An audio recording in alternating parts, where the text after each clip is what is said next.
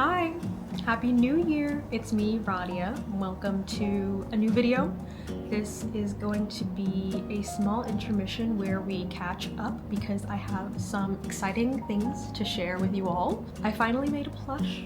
It's a plush keychain, and here it is. I've been working on this since September of last year, and if you don't know anything about plushie manufacturing, it can take several months to take your vision and make it into a final product. But this was an idea that has been lingering in my sketchbook for quite some time now. If you're a patron of mine, you'll know that I have been documenting and sharing the process of what it was like making this into reality. It went through several funny looking iterations before I got the final sample in November, and here it is. This is a sample. This is the final. I think it looks amazing and very spot on to the vision I had in mind. I received the bulk production last week, so they're here in my studio waiting to be adopted. These will be debuting at my next market this weekend. I'll be at 𝒮𝓃𝓃𝓀𝓁𝓃𝓀𝓁 5.0 January 10th and 11th. It's in Texas, so this will also be my first time traveling out of state for a market. 𝒮𝓃𝓃𝓃𝓀𝓁 is run by Annie and Uni, who are also artists, and I found that vending at markets that are run by artists is so much more pleasant because I feel like they have the artist's value in mind. It is a free event. There's going to be over 100 artists there. My friend Megan will be tabling right next to me, and the artist lineup is looking pretty sweet. It'll be taking place at the Vista Mall in Lewisville, Texas. I have no knowledge of Texan geography, but if you're in the area, please come visit. Every year there's a different theme. This is actually going to be my first time doing 𝒮𝓃𝓃𝓃𝓀𝓁, and this year it is maid cafe themed, which I think is so cute. A lot of the artists there have designed a collectible trading card, which you can get if you make a purchase over $5, and I think it just adds to the allure of going to a market in person and like shopping from your favorite artists and meeting other people. I think the one that I designed is pretty cute. I'm also doing my very first stamp rally with a couple of friends. It's me, Megan, Sailor HG, and 𝒬𝓲𝓷𝓭. We worked very meticulously to make this happen. Megan illustrated this very cute parfait stamp card, which I reso printed here at my studio.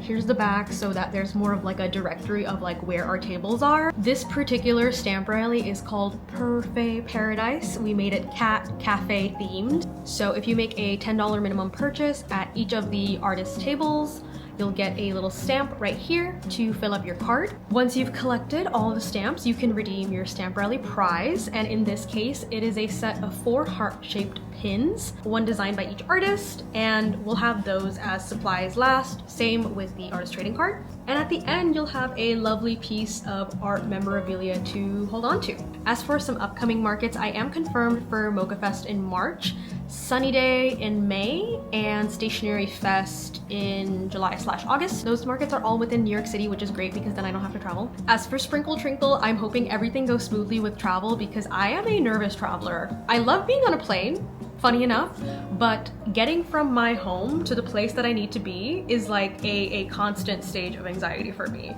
So once I'm there, I'm sure it'll be fine, but wish me luck regardless. And I hope to see some of you guys there. Once I'm back, I will have these guys up in my shop on January 17th, and a little bit earlier for my patrons. All of my patrons get early access to my shop. I also have a shop newsletter, so in case you're interested when these drop, subscribe via email and you'll be notified, because I know for a fact that social media sucks and you just like never see anything, especially if you follow an artist. I did move my shop from Squarespace to Shopify last summer, so make sure you're subscribed to my Shopify newsletter. I will not bombard you with emails. The only time you'll get an email is when I have a shop update or whenever there is an upcoming art market. I did make 500 of these, so I think they will last me quite a while. I hope. That depends entirely on how obsessed you guys are. I want to show you guys some of the additions from the sample stage to the final. When I got the sample, there was a different hardware on here. It was a chain versus a swivel, so that when it's on something, you don't have to worry about it facing the wrong way. But then I swapped it out and added my own keychain, which is why you see a little jump ring right here. However, on the final product, The swivel is connected directly to this loop at the top of the plush, and that makes it so it's very unlikely to fall off wherever you attach it from. I love this lobster clasp keychain combination. You can put both on. It's easy to use this if you're kind of quickly attaching it to a bag or whatever. Sometimes I attach it to my belt loops just to have a little guy on me. There is also a woven tag on the final product. I think it makes it look pretty professional. And of course, the final version also has a paper hang tag, which is right here. I wanted it to function as a piece of art that you can keep because, again, when I'm making this, every single component of this, one, I'm paying for, two, I want it to be intentional. I don't want it to be something people throw away and have it end up in a landfill. A lot of plush that I've seen have a single-use plastic attachment, but I went ahead and asked them to add a ball chain, and I know some people like to keep the paper tag on their keychain, so I think this makes it look a lot nicer. And if you want to take it off, you can just unclasp it and, I don't know, use it as a bookmark, use it for whatever you want. I love it so much. I love the stupid little itty bitty tiny limbs. The size. Sometimes I find that plush keychains, they can be huge. They're like too big. I think this is the perfect size. I love doing this. This is my favorite thing to do. He's not going anywhere. I wanted him to have huge googly eyes just like my cat 𝓀𝓏𝓏𝓏𝓏. If you don't know, I have a black cat named 𝓀𝓏𝓏𝓏𝓏. How he turned into this pink cat, I don't know. Just is. Very important. Look, I need you to see, look at this cute little tail. Also, he has a little X on his butt. I think this was a very crucial, important addition. Overall, I'm very happy with how this turned out.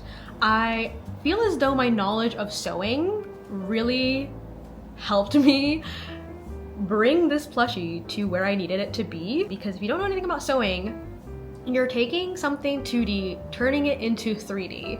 I was very particular with my sketches, making sure I was as clear as possible, and I think that is why this looks exactly the way I want it to. I don't think it has anything to do with the manufacturer, but more so being as clear as possible with the vision that I want. Pivoting from the plush, last year definitely kicked my ass. There were a lot of unforeseeable events that caused me a lot of stress and affected my workflow.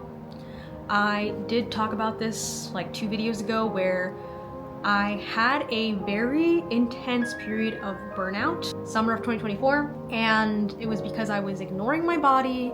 I kept pushing myself to work. It ended up with periods of chronic illness, and in 2025, it felt like that whole year I was doing my very best to repair that damage and actually adjust my lifestyle, because I've been a full-time artist for 5+ years, and especially when things aren't going the way I need it to, something needs to change. Especially if I want to enjoy what I'm doing. Like, I love my job and I have so much flexibility. I am constantly forgetting that, and I will catch myself working overtime. I've been paying more attention to my health, taking more breaks, because I don't want to experience whatever the hell I was going through in 2024. Every year is also a learning experience of like what is working and what is not. Last August, I also suffered a loss in my family.